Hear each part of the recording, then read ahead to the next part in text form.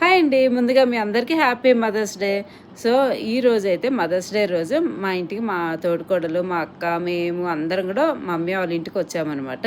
So, mummy దగ్గరికి వచ్చి మేము మా పిల్లలు కేక్ తెప్పించి ఏ చిన్న గిఫ్ట్ ఇచ్చినా కూడా మనం చాలా హ్యాపీ ఫీల్ అవుతాం కదండి, పిల్లలు మదర్కి ఇస్తుందంటే.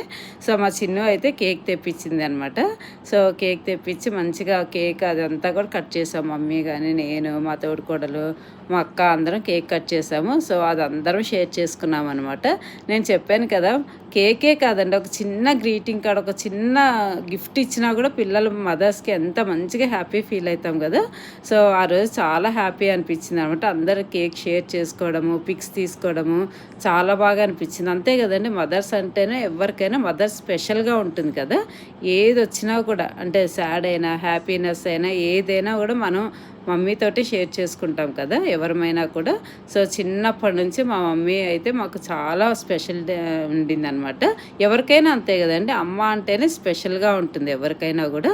ఆ డే ఇలా సెలబ్రేట్ చేసుకోవడం అనేది మాకు చాలా హ్యాపీ అనిపించింది.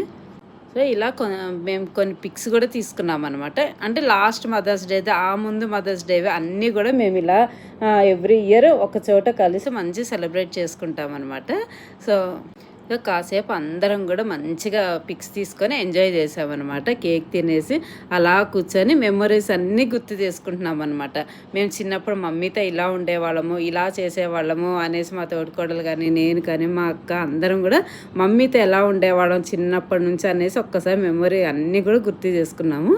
చాలా బాగా అనిపించింది. ఆ రోజు చాలా స్పెషల్ కాబట్టి ఆ రోజు కేక్ కట్ చేసి గుర్తు తెచ్చుకోవడం అనేది బాగుంటుంది కదా. సో, మీరు ఎలా సెలబ్రేట్ చేసుకున్నారో నాకు కామెంట్లో చెప్పండి. మేమైతే మదర్స్ డే ఇలా సెలబ్రేట్ చేసుకున్నాం. సో, మరొకసారి మీ అందరికీ హ్యాపీ మదర్స్ డే అండి.